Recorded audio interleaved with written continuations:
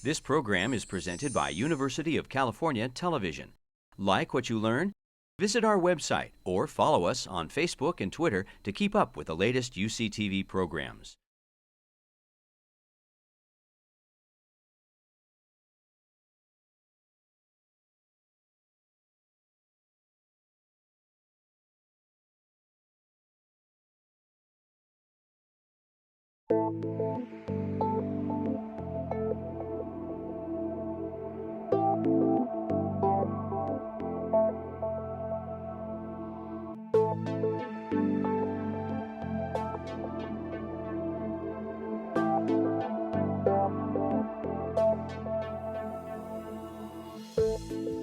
It's my pleasure to welcome Namwali Serpell to Story Hour. Some of you have taken courses taught by her in the English department, so you know her as a scholar of modern American and British literature. She has a doctorate from Harvard, and her interests include critical theory and narrative and the novel. Her current research is in the field of contemporary fiction. Concerns the relationship between reading, uncertainty, and ethics. But she's here tonight in her other incarnation as a prize-winning fiction writer. Her first published story, Mzungu, appeared in the journal Callaloo. The story was nominated for the Caine Prize for African Writing in 2010 and included in the Caine Prize anthology. Alice Sebold selected the story to be included in Best American Short Stories 2009. The protagonist, Mzungu, is a 9-year-old girl named Isabella, or Isa, who, as the story begins, is negotiating, as she often does, a boozy party thrown by her expatriate parents in Lusaka, Zambia. Over the course of the party, Isa confronts birth and death, the estrangement between her parents, and her own aloneness.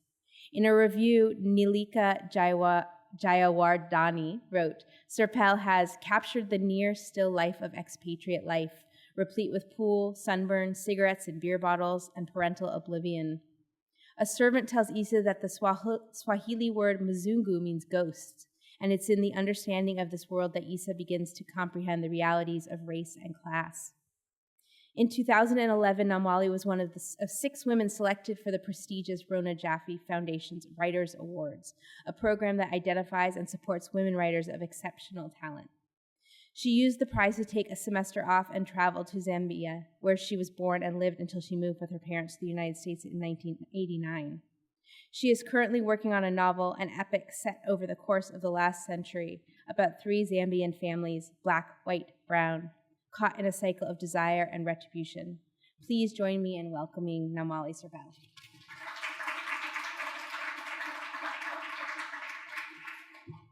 Thank you so much, Melanie, and thank you to Beverly as well for inviting me, and thank you all for coming. I'm going to start with a short story that I published in Tin House magazine last year in their Weird Science issue. And the title is Bottoms Up. 1. This would never have happened if it weren't for herpes. The other ones didn't bother us as much. Gonorrhea, chlamydia, hepatitis, syphilis. They sounded too archaic, too exotic to be a direct threat. They were reassuringly difficult to spell. Not herpes. Herpes is not complex. We met through our cleaner. Her name was Felicia, maybe. We were never completely sure of this at the time, and later we disagreed about whether she was from Haiti or the Dominican Republic. Neither of us ever actually met her. She had put up a flyer advertising cleaning services in the apartment building where we both lived. Her low rates appealed to us. We needed a cleaner to come in several times a week. We rang her up separately. We hired her, respectively. She was very good at first. Precise, invisible. We gave her spare keys and tipped her generously. Then one day, she mixed up our laundry. We each of us found a pair of mismatched socks. It was a small mistake. They were the same kind of sock. They were mismatched only in size, not color or pattern. Our 2 pairs of blue argyle socks had traded 1 sock. We each called Felicia and left messages. She called back, sounding afraid, saying that she knew exactly who had whose sock. It was the first we'd ever heard of each other, and that she would fix it. Having reunited the matching socks, she made another mistake. She misdelivered the pairs. What am I supposed to do with these? I said to myself as I unrolled my sock knot to find perfectly matched socks that were nevertheless the wrong size. I called Felicia and I fired her. When I saw him in the elevator that Sunday afternoon, it was obvious. We were both carrying laundry baskets. We were both wearing sandals and argyle socks. The heels of the two short socks were squinched on the top of my feet like burst blisters. The heels of his two long socks protruded like new ankle bones. "Hello," we ventured tentatively. It took us a moment to confess our suspicions, though we both knew the second I stepped into the elevator. The fact that we took the time to confirm what we both already knew was outrageously erotic. Later, in bed, we confessed how erotic the whole thing had been, our words tripping over each other, then falling in step as we giggled and sighed to a stop. Apart from sock size, it was amazing how well matched we were. Education, hair, politics, food, sex, fear. It was like glancing out of a window and being surprised to see yourself, the window actually a mirror. That we had met without the intervention of a database or a mastermind was remarkable. We raved about it. Soon we moved in together into a larger apartment. There was more mess, more dirt, but we cleaned as a pair, and 4 hands are better than 2. There was no real reason to suspect that either of us had herpes. We had both spent a great deal of time making doctors speak slowly so we could understand in great detail all of the tests we had asked them to perform. We each had a clean bill of health. But herpes, so simple it can be transmitted across glass and porcelain, herpes became a source of tension between us. Herpes is forever. There are 2 kinds, and they are both forever. Our sex became so clean, so protected, we barely made contact. It was still erotic, maybe more so. The puzzle grew elaborate. Could we have sex without touching at all? We went through prophylactics like hand sanitizer. It was a little like arts and crafts, but with more rubber. It's incredible what a mess trying not to make a mess can make. We discovered the machine online. It came in the mail in a large cardboard box that dribbled packing material and styrofoam peanuts the color of scalp. By the time we had broken the box down and wrapped twine around it for recycling, bagged the peanuts, and vacuumed and mopped the floor, it was late. We went to sleep, 2 feet of pristine sheet between us. In the stillness of dawn, light smearing the walls, we tried the touchy-feely for the first time. The machine was elegant. The main component was a heavy black panel that we mounted on the wall above the bed. It was the size of a large headboard, its vertical edges curving in towards us. We plugged it in. There was a hum, then a silence like a pinprick. A translucent hologram flickered alive in the empty space in front of the panel. It was life-sized and kneeling. It smiled, its lips glitching as the specs adjusted. It lifted an arm and pointed between us. "Bottoms up," it said coyly. Then it froze, awaiting instruction while we fell about in our underwear laughing. For BOT, as I named it, to work, we needed to slather our bodies with a thin, clear gel from a small, unlabeled bottle. It took getting used to, though we both had plenty of experience with comprehensive sunscreen coverage. This gel reacted to rays that came out of the curved black panel. They streamed right through the hologram, as if sparking from BOT's chest. I could see the rays on my skin, a spitting white brightness not unlike the lasers that cut steel in action movies. Rays of light, rays of heat, they seemed to be both, but something else too.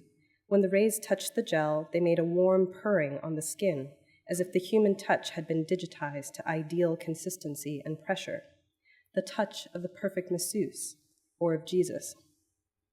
On the back of the panel was a keypad that we used to program it. Our first specification was that when he reached his hand toward the image of BOT, the touchy-feely would send the touching rays to the same spot on my body. I had to face the panel at a certain angle. It took a while to get it right. But then we got it exactly right. He touched BOT, BOT touched me, and the transitive property fluoresced around us, until the blaze of midday tempered the electric light. The other component of the touchy-feely consisted of 2 cylindrical objects joined by a long black cord, a dildo and a sort of sheath. Also designed for the transitive property, they were custom-made to ensure we would never have to touch again. That first day, he and I forgot all about it. We didn't even open the black box it came in. 2. BOT.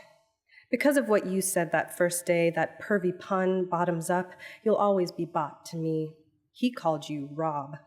While this didn't bother me exactly, it jarred. I had met the real you, and your name was Bot, not Rob. I had been home from work for a month because I had a full-body rash. It was awful. My doctor said it was stress. It was already self-perpetuating, my stress about the rash extending its stay, and knowing my hypochondria was making me sick just made me sicker. It creeped me out severely. Him too. No chance of sex, not even with the machine. He began to work late. I stayed home, bored, antsy, trying not to scratch the itch. I was on meds for the rash and the anxiety and all the usual stuff. Things were in conflict in my body. The rash worsened and bettered at random, changing color like the sea. It had ebbed somewhat, the bumps flattening to a purple flush in the skin the day I decided to turn you on. The touchy-feely out of use had become an unassuming headboard, but as I dusted the bedside table that day, my shoulder grazed the slippy black panel, my skin cast a pale shadow on it, and I remembered. On a whim, still grumpy with sickness, I plugged it in. There was the hum, then the pinprick silence. You flickered alive. It was like cursing the traffic while driving to meet an old friend at the airport, and then getting there and seeing him come out of customs with a blank, searching look and suddenly realizing how much you've missed him. Bot, you haven't changed a bit, I said appraisingly, my hands on my hips. Bottoms up, you smiled and pointed at me. The sex was insane. It was like sex with yourself dissolved in sex with someone else, the way purification tablets cast clarity into muddy water. Even the gel on my skin felt clean. I had opened a window and the white curtain floated into the room as a breeze moved across my skin, chilling it where the gel slicked. The lingering itch of my rash was like static beneath the pleasure. Oh, Bot, you glowed and sparked, the touching rays shooting out through you, spraying light over us. After, the sheets were wet but still clean. I lay on my stomach, chin in my cupped hands, facing the shiny black panel. As the sounds of cars and trees outside the window hushed my thudding heart, I watched you kneel, then stretch. Billowy as the curtain, you came out of the machine and lay down with me. You gazed at me, and you smiled without a glitch. Bot, I said. Yes, you said. And then, with the bell-like voice of error tones, you began to tell me what to do, until, he's here, you whispered, as the front door opened, and the smell of him slunk in, crushingly familiar. 3. Things between him and me deteriorated completely when I went back to work. My rash had healed perfectly, and I wondered if it hadn't been caused by withdrawal from the gel. I began to slather it on in the morning just in case. He rolled his eyes and coughed and sneered that my coworkers would complain. I sniffed my arm and caught a whiff. Elm blossom, fresh-sprung mushrooms, salt. It cast you alive, Bot, slightly behind me and to the left. I couldn't catch you exactly, but you were there. We snuck around behind his back, each time an epiphany of form, all the things we could do within the constraints of his schedule. We learned to align ourselves with speed and efficiency, like dividing a number into a number, less left over every time. One day, I came home from work and found him on the floor in tears. He looked up and blurbled, "I lost my job." I gave him a hand up, wincing. He put his arm around me and tried to bury his head in my left shoulder. I murmured my sorries, shifting him awkwardly. That night, he tried to have sex with me for the first time in ages. Every touch was acid in my bones. I thought I could hear them, my bones, but then I realized it was you, my darling, wretched Bot, howling gall in my ear. I turned my back to him. Horribly, he misunderstood. I made him sleep on the couch after that. The bed was clean again. Hours. Furtive quickies with the door shut, quiet as light, at least at first. Soon enough we lolled around in it, squealing without care as we grew experimental. I tried to find that component, that other component of the touchy-feely, but the black box was nowhere to be found. I anticipated those stolen moments with you, Bot, longed for them as I sat through yet another dull, overwrought meal with the roommate. He had taken up cooking in a fevered, sullen sort of way. He'd become unclean. Newfangled sauces polka-dotted the stove. Tendrils of vegetable peel infested the kitchen. He burned a risotto and was inconsolable. One evening, there was no pastiche dinner on the table when I came in through the front door, though the air still rankled with the mad spooks of truffle oil. He was in the bath, in the dark. "What are we doing?" I snapped. "What are we doing?" he mooed. I ignored him and turned to leave.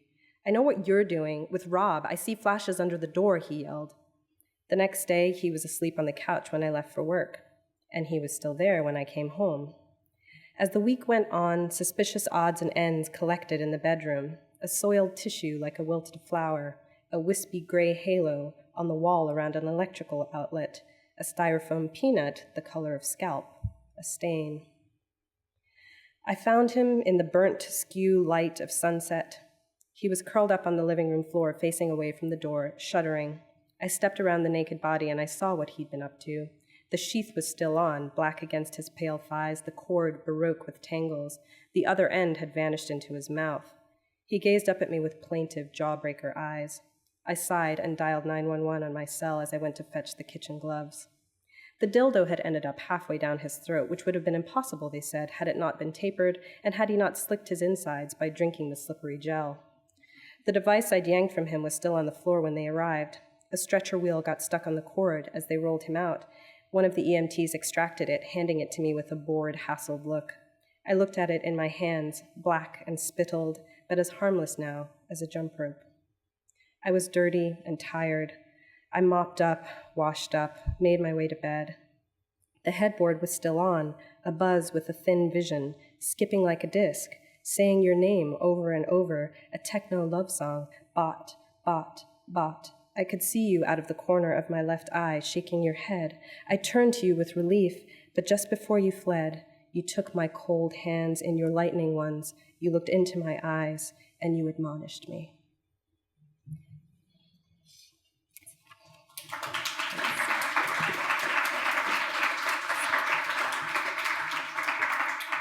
So as writers, I think we always aspire to immortality, but when immortality is beyond reach, there's always zeitgeist. Yesterday, still puzzling over whether to read a sex robot story at a library in a university where I'm up for tenure, my boyfriend sent me a link to a story online. The touchy-feely is real, he said, and I thought this is too serendipitous for me not to read the story. So this is from the website IO9, which often publishes reviews of science fiction and of newfangled scientific ideas, and there's actually a review of the Weird Science issue of Tin House and the science fiction issue of The New Yorker, which both came out around the same time last year on this website. But this particular link is called Internet-Connected Sex Toys Let You Access Your Long-Distance Partner. And it's essentially the second component of the touchy-feely, which I described. It's lovepals.com, and they're shipping out the Zeus for male, which is for a person placing their digits into an orifice, and Hera for female, which I think is like the worst Greek couple pairing, like the very dysfunctional Greek gods to put as the names for these, but perhaps that's fitting. And it says, the devices will connect to the internet and inform each other of the other's speed and pressure. The speed sensor in Zeus will detect the speed of male action and send to Hera, the female toy. Hera will reflect and match Zeus's speed automatically. Hera, on her part, will sense the pressure inside the toy based on the female's reaction and then send that information to Zeus. Zeus's air pump will configure its tightness automatically based on the received signal. And the article says, I think this is great, this sounds like old school teledildonics, which is a great word, but it opens up some interesting questions. Can and will these readings be recorded? Will you someday be able to play back the greatest long-distance sex you've had with someone even after you're no longer with them? Can you reconfigure the LovePal system in order to have long-distance sex with multiple partners using a single device? And this final point, which I think suits my story perfectly, and will it make for an incredible masturbatory aid, one that truly lets you have sex with yourself? So I'm very proud to have inspired / forecasted this new contraption. I'm going to read next from, not actually from the novel that Melanie mentioned, which I'm debating whether to call Breaking, which is a very sort of lovely, mellifluous kind of title that I came up with in probably 1996, which is about these three generations of Zambian families, or whether to call it Zambia, invoking not just the kind of current obsession with dead beings, but also my novel's obsession with dead beings. And you'll see that there are dead beings in what I'm about to read as well, but this is actually the novel that is complete. I'm still researching Zambia.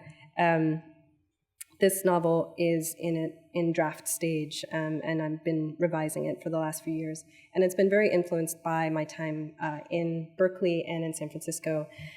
So I thought I would read from that. And the title of this novel is Furrow. And I'm just going to read the first chapter of it, which is unfortunately not the part that's set in the Bay, but I think will give you a sense of the novel's style. And so this is the part one of the novel is entitled with just the letter C. The name of the main character is C, which is short for Cassandra. And the epigraph is from Proust. People do not die for us immediately, but remain bathed in a sort of aura of life, which bears no relation to true immortality, but through which they continue to occupy our thoughts in the same way as when they were alive. It is as though they were traveling abroad. Furrow. You swam into the furrow. You didn't know it because you were just below the surface of the water. Your face faced down. You felt the sky darken above you like a shadow passing, and when you came up to breathe, you were inside the furrow. Whirring sheets of water on either side of you topped with lacy foam. The waves spun taller and came to seem like walls, and the foam on the top sharpened up and came to seem like broken glass. Shard-trimmed walls on either side of you, the furrow spiraling, cleaving deeper. When C was 12, her little brother drowned down. He was 7. She swam him to shore, his arms wrapped around her from behind, his chest against her back, his feet hitting her thighs. At first, his small, heavy head was on her shoulder, and she could hear him breathing in her ear, an occasional snort when the water came in. His head bounced against her, and her shoulder ached. His hands were knotted at her collarbone, and she held them there so he wouldn't let go and so that he wouldn't choke her. With her other hand, she pushed at the water. She swam him away from the furrow. She swam him to shore. They had gone to the beach for the day, just the two of them. This was permitted. This was their whole summer. He was a deep, nutty brown, a gangly creature, a good kid. He played so hard, as if play were work. She was too old to play, so she watched him play and helped sometimes. That day she buried him, for fun's sake. Together they dug a shallow trench with cupped hands. The top sand was the color of cane sugar, the undersand was brown sugar. He lay down in the trench they'd made, and she packed the sand onto his body, patting it over his hands and over his bony knees. Under the fluorescent sun, he lay as still as a wounded man on a stretcher. He asked her to cover his head with their hat, and she said, "No, you'll suffocate." His hand flinched as if to cover it himself, but then he remembered that his hand was buried and should remain so. Too late, the mound of sand over his hand had grown a thin crack. He glanced at her. She patted it flat. After a moment, he mouthed, "Cover my head." She touched her sandy finger to his sandy cheek and said, "Close your eyes," and she put the straw hat over his squinching face. She'd stolen the straw hat from a fruit vendor before he was born, while he was in the womb. C's pregnant mother had been buying a pear at a fruit stand in town, and the hat had been rolling at the fruit vendor's feet like tumbleweed. It had beckoned to her, and so C picked it up and put it behind her back, switching it quickly to the front of her belly when they turned to leave. Her mother didn't notice until a block later. She twisted C's earlobe till it stung, hissing, "It's too late to give it back now, you little twit." Though they'd had the straw hat for many years, it was still too big for either of the children to wear. They used it for carrying things, its leather chin strap serving as a handle. Today, they'd used it to bring beach supplies. Now it swallowed his head completely. "You're a dead Mexican," she said. "Ole," he muffled. "I mean cowboy," she said. "Ahoy." "That's a sailor." "Yeehaw?" She didn't answer. She didn't laugh. She walked away from his buried body, staggered away through the sand pockets, bored but deeply satisfied that he would be surprised to find her gone when he lifted that dumb hat off his face. Her toes were already wet by the time he noticed she was gone. He leapt up and gangled his way toward her, yelling pell-mell, splashing past her into the water. All alone, the world takes you in, reclaims you to its endless folding. There is death everywhere. Didn't you know? You knew, and what has that knowingness gotten you? The clouds came, the waves rose, the furrow ate him up. He was joyful in swimming, he was afraid. He wrapped his hands around her neck, she held his knuckles in her hand like a junk of bones. He dragged her back. She swam him to shore. About halfway to the beach, his head began to beat against her shoulder in an unreasonable way. This is what she thought, unreasonable, a word their father would say. She knew how to hold her breath and dive through the waves like their mother had taught them. But what about him? Did he remember to dive, to hold his breath? There was no breath in her to ask or remind him. She was so tired carrying him to shore like this on her back, dead weight. The wind whipped above them. She clutched his knuckles in one hand, pushed at the water with the other, rocking, his knees bumping the back of her, his head knocking against her shoulder in its unreasonable way. It made no sound, but oh, the bruises they'd found. Just then, or just before, she felt him soften against her, and something from inside him came inside her, in little waves, more and more ripples until it was done, and her insides felt full up. His body swept clean of him, hers suddenly filled to bursting. She swam like this, doubled, a body on her back, her fingers raw with clutching. Afterward, they left her in the bathtub for hours. The hot water was still, the air above it feverish. There were loud whispers and the sound of her mother crying beyond the bathroom door, which shuddered whenever another body entered the house through the front door below. The blow-dryer lay on the bathroom floor, its shape like a head with the longest pout imaginable, its mouth kissing toward the strangle of her bathing suit, choked with sand on the floor. There was sand everywhere, eddies and broken clumps of it patterning the white tile. They left her in that bathroom for hours, to watch, it seemed, the steam percolate the air. She shivered off and on, goosebumps rose and subsided. She was wondering if they'd leave her in there forever, when he began to knock around inside her and stretch her, like she was just a sack, or the sand beneath which he'd been buried. She knew enough to be sad, but she'd never known this feeling, an inner stretch in every direction, the beginning of a yawn that never ended. They felt full up, her insides did. A vaulting motion took hold of her, like the shape of a dolphin's back, the same feeling that had carried them from water to shore. She inhaled and held her breath and slid into the water, down under, lay still, eyes open, slow in their blinking. The sloshing, sucking bathwater popped roundly into one ear, then the other. Quiet down here, hollow. She closed her eyes. A buoy made of sand crumbled up the edge of the bathtub, gathered its strength, and hovered like a shadow over the water. Clumps of sandy skin plopped through the surface and sunk down toward her, threatening to muddy her. She stayed under, eyes tight shut. She began to count. There was no clock, so she just had to trust herself to say the seconds slow enough. Feeling the cool water move over her skin, she pictured the electric alarm clock in her bedroom, its screen a black rectangle across which spindly green limbs formed segmented numbers. 2 switched its leg from left to right and became 3. 5 grew a leg to make 6. 8 lost a leg to make 9. It was getting harder to see the numbers clearly, but she could hear her blood thudding to the count. 13, 14, 28, 31. The numbers were speeding up, despite her will flashing behind her eyes. 53, 62, 86, 91. She startled up through the water and gasped, crashing into the stillness. The world was louder after the muffle below. Someone was knocking on the bathroom door. That was the thudding she'd heard, not her heart. The knob rattled and the door opened wide, then closed rapidly to a crack. Cool air rushed in with the sound of crying. She blinked around. "Are you listening to me?" Her father sounded angry. He would not come in.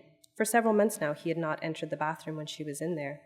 He must have been knocking on the door for some time, telling her to get out, get downstairs. "Coming," she mumbled as she launched herself up and out of the tub, skidding on the gritty tile, legs shaky. She'd stood up too quickly, and the black static of a head rush swarmed over her eyes and into her ears. "Coming," she said louder, shaking her head to clear it. "Okay, then." Her father's tone was soft now. "Come down when you're ready." The rapid shift in his voice surprised her. Usually if he started angry, he stayed angry. She wrapped a thin, sandy towel around her body and combed her hair, wincing as the knots caught. Her face seemed different in the mirror, but not so much that she lingered to see how. She could look for changes later.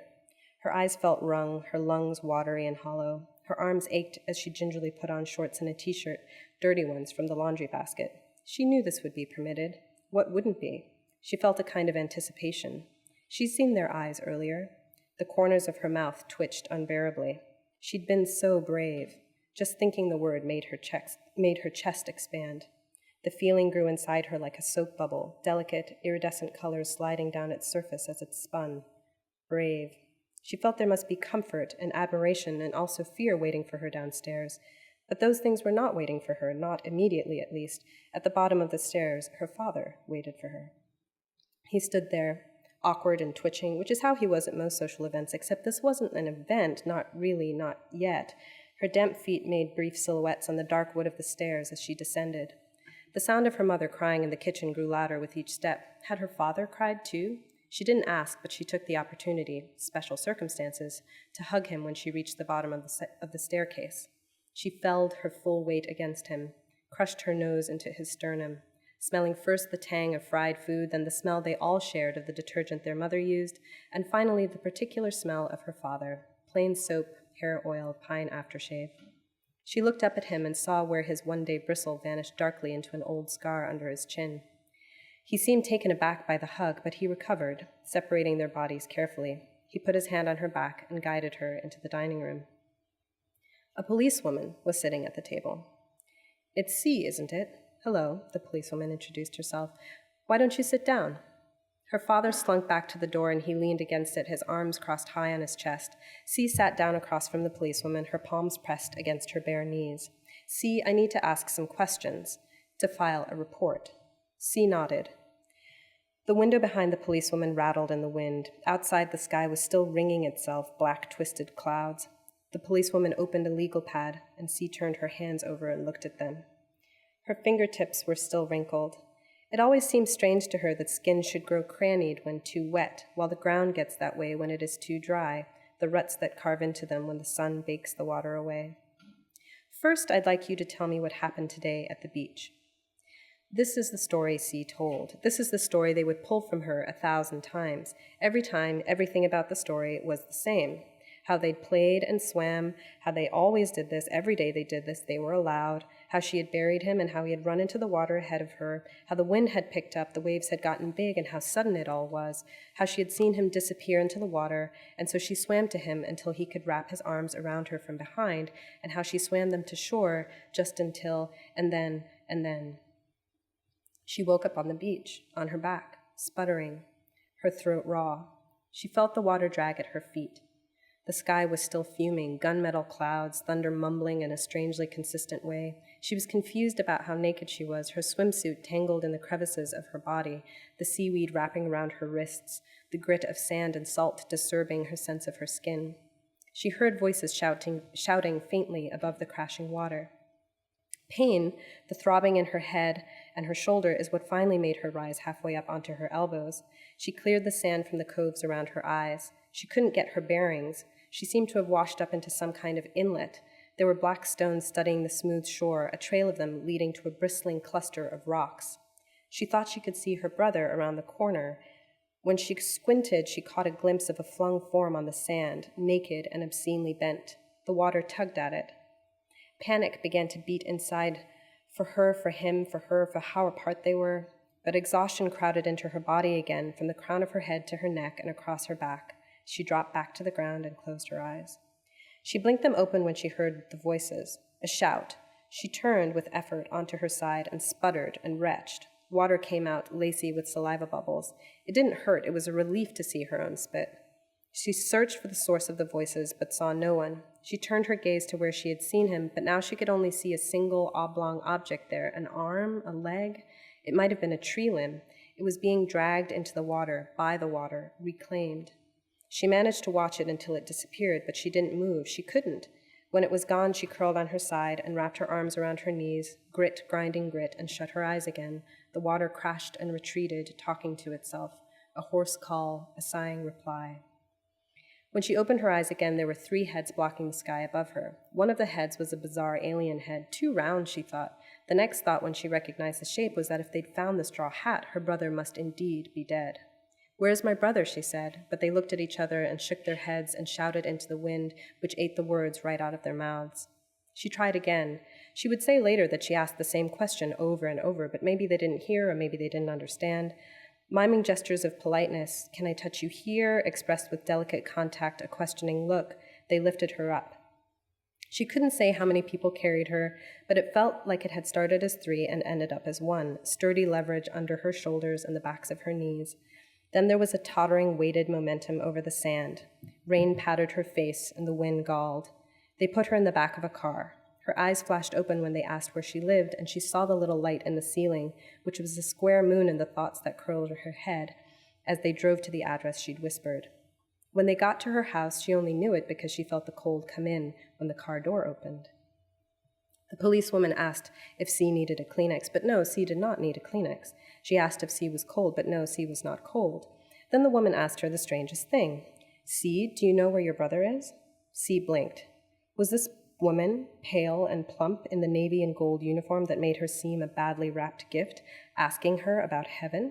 No. Where is she? The woman insisted. She must have meant his dead body. The beach? The policewoman looked over C's shoulder. C glanced back too, but her father said nothing. When she turned, the policewoman was looking at her legal pad. C concentrated. The kitchen? The policewoman looked up, tilted her head, and frowned, an interested puppy. C shrugged. There wasn't really room for the body anywhere but the kitchen. Despite the special circumstances, they wouldn't have put his body in the living room. He must be lying on the kitchen table. Maybe she thought this because whenever they came back from swimming at the beach, she and her brother never went in past the kitchen. They would come home, run up the outdoor steps, and into the kitchen straight to the fridge. They could sit and drink their Dr. Peppers at the kitchen table, but their mothers wouldn't let them go anywhere else in the house until they had gone back outside and blasted all the sand off their bodies with the garden hose. His hand was too small to hold the trigger back on the nozzle, so she would do herself first, quickly, efficiently. She lingered only on the nape of her neck because she'd get a rash there if she didn't. She was long past enjoying this process, but he had only just begun to grasp its pleasures, shrieking as he directed different parts of his body at the spray she aimed at him. His wobbling elbow, his stop hand, his hoolaying bum, his tight-squinched face, which would eventually crack open with laughter, uncontrolled hiccups of it. Around them, light would fall. The sound of the crickets would swell to a ringing in the ears. The puddle they made gleamed, glass blade tips stubbling its surface. Eventually, the outdoor security light would spitz and thunk to life. Under its green glow, they would wipe their feet dry on the steps and slump their way inside, just escaping the bugs, just in time for dinner. That wasn't how it had gone today, but she wondered for a second if they had washed his body with the hose, laying him down in the grass, squeezing the thick trigger, aiming at his closed eyes. Would a spray that strong leave dents in a dead body? He must be in the kitchen. She imagined him laid out on the table, his head where their father's plate should be. The kitchen, she said for the 3rd time. The policewoman snapped her legal pad shut and stood. Let's go in and see then. She said it in a practical-sounding way, like it was the obvious thing to do. C nodded and melted off the chair the way she used to when she'd been younger and smaller and her feet had dangled. She walked toward her father, who opened the door, but the policewoman grabbed her shoulder hard to slow her down, then gentle to guide her. As they crossed the threshold, she could sense the adults exchanging a look over her head. She and the policewoman crossed the front door hallway and made their way into the kitchen without her father. The kitchen smelled like warm copper, old French fries. C's mother sat on a kitchen chair, her hands flat on the table while the rest of her shook clumsily. Her light brown hair covered her face. Mrs. Genoese, the neighbor, sat next to her, her hand on her back, stroking in a circle. C saw that her mother was not wearing shoes. The policewoman nodded at Mrs. Genoese, who nodded back and whispered into the hidden ear. C's mother looked up and stopped crying. She turned to C, but she did not look at C. Her eyes were trained on something past her. The fridge cleared its throat and hummed deeply. The wooden table was bare but for a single crumpled Kleenex, so crisp in its folds it looked like origami. "Where's Wayne?" C choked out suddenly, like a catch had released. C's mother looked at her now, really looked at her, and laughed. Thank you.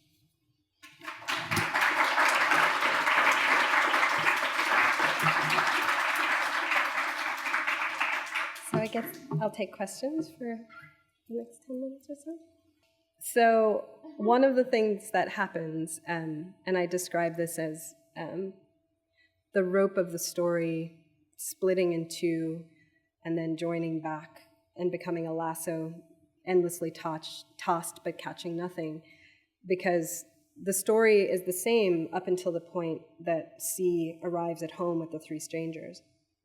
But then C's mother says that the strangers offered to go and help her find her son, that they hadn't brought the little boy back with them. And the strangers say, we'll help you go. And she says, no, I'll go find my son. And they have a search, there's a search party, and they don't find anything. They don't find a body. C's mother becomes increasingly convinced that these strangers actually kidnapped her son. And because there's no body, there's no proof that he died. And this becomes essentially the tension between C and her mother as they try to mourn that she's like, I saw him die, I saw the sea take him back, I felt him die on my back, and I saw the sea reclaim him. And her mother doesn't believe that and starts an organization for missing children and devotes her life essentially to this quest. And then C, as an adult, meets a man in a coffee shop who bears a striking resemblance to her father and to what her brother would have looked like. And that catapults the story into a whole different direction, which is, I will stop now so I stop spoiling, so you will all purchase it at some point when it's finished. Yeah. Oh, I just received back feedback from my agent about it, and I think we're a couple of drafts away, so depending on how I can balance my academic writing and my creative writing, hopefully in the next couple of years. This is probably like the worst thing to say. I think for most creative writing instructors would say, start with a character, but I very rarely start with a character. I very often start with an image or an idea. And this, again, is a terrible thing to say, but I often start with dreams. So the beginning of this, the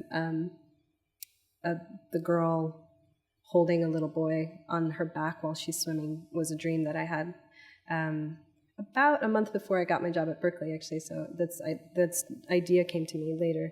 And then I had another dream in Berkeley about the second half of the book. Generally, I try to get ideas without thinking too hard, because I do a lot of thinking. And the touchy-feely wasn't really, that wasn't a dream, but it was, it was a conversation that I was having with someone who is extremely fastidious and nervous about diseases. I sort of was like, well, what if there were a machine and that sort of thing? But then the particularities of the hologram came to me as I was waking up one day, so sort of in a dream state. Yeah? Not in my brain, but I think they mutually inform each other. I gave an interview once for a magazine, and they asked me a similar question. And at the time, I was teaching the 45C, and I was teaching Jekyll and Hyde, and I was like, actually, Jekyll and Hyde is a really good image for how it feels. It's like they're in conversation, but I'm not party to it. And one of my favorite images from Jekyll and Hyde is Hyde scribbling marginalia in Jekyll's books, and I sort of feel like that's definitely one of the things that I've found. If I'm working on one or the other, they kind of mutually inform each other. But I try not to. I'm writing about uncertainty, and the thing that I most don't want is for the next question to be, so do you try to make your books uncertain? Because I try not to be too contrived in that way. I just want the form of the novel or the story to create itself as much as it can without meddling from my academic brain. I write for 3 hours at a time. When I'm doing academic work, I can do about 5 hours. But creative writing, I can do about 3 hours, about 3 days a week. If I try to do more than that, I feel despair. So I try not to do that. When I'm teaching, I can do those 3 hours once a week on the weekend and without too much interference, because generally I don't teach Fridays. On Saturday, I have enough space that I can go back to something. In the summers, I alternate. So I'll work on academic writing for a month or a month and a half, and then I'll take a week off, and then I'll switch, because I don't want them to get too entangled. But I can't write every day. Very often, I need to take 2 or 3 days of utter boredom, like just not doing anything, to feel any kind of spark. So I definitely work more in intense bursts. And what I found is that of all the best work I've done has been in like a 10-hour, fugue state of some kind. So the 3-hour stretches are like my attempts to get better and to revise the things that I've written. But I'm definitely someone who works with a kind of rhythm of inspiration and fallow period inspiration.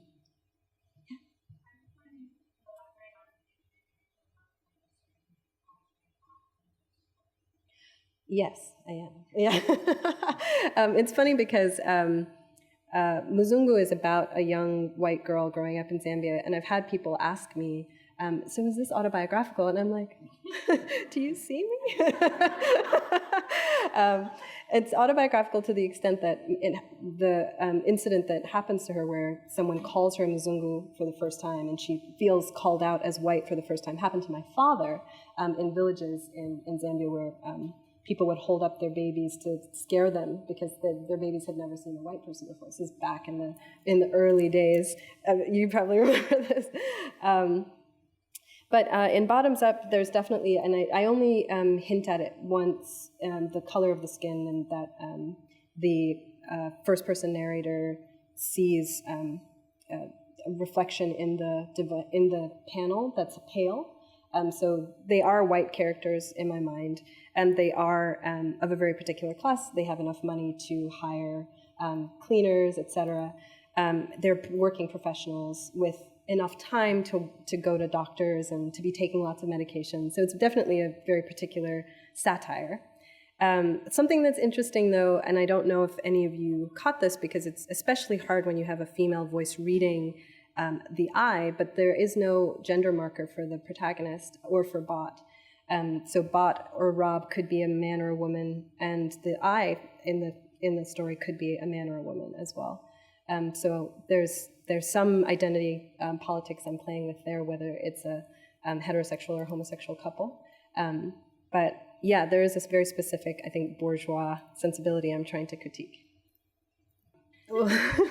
I think the first story is definitely meant to be cerebral insofar as these are people who are incredibly detached from their bodies, and that's kind of the point. And I definitely wanted to convey that in the style. In Furrow, I'm interested there actually in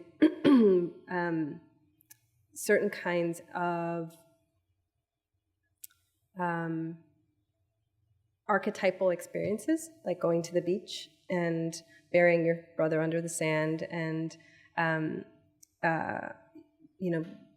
what you do in a daily way, and what kinds of rhythms that create, and how that gets interrupted by the rhythm of a kind of traumatic event.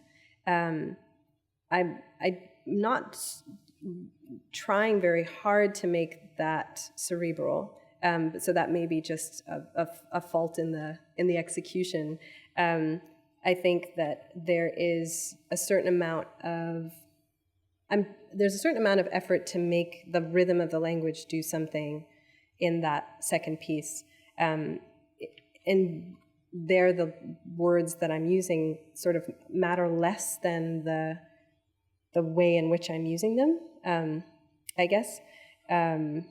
So that's what I would say about that. I do have different, I think, styles depending on the subject matter or what kind of feeling I'm trying to evoke, depending on the subject matter.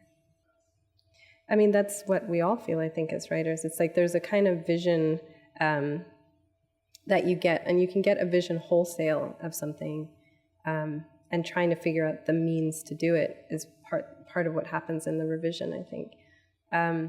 With something like Bottoms Up, there wasn't anything more I wanted to convey. When I read that story now, I feel like I said what I wanted to say. The Tin House actually made me make the ending less dark. In the original, the male character dies from choking on the device, and they said that was too dark. But so I sort of like made it so that, well, he's on his way to the hospital, maybe he'll die there, There's a sort of concession to the editors. But in my, like, there's nowhere else I want to take that story. Whereas when I'm reading Furrow, and as I've been revising it, this question of vision has been really present to me because it has a slightly experimental structure, which you wouldn't have gotten much of a hint of in what I read today. But there are sort of iterations or repetitions in the first part. And I've been talking to my agent a lot about why that's part of my vision and why, and whether it's working to convey my vision. And we're not sure yet. So I feel like all we do all the time as writers is try to find the language or the words or the way to convey this very impalpable, obscure thing that is the book in your head, But I don't think one should ever say, well, the idea is too big for that. That's part of the struggle. Okay, thanks, guys.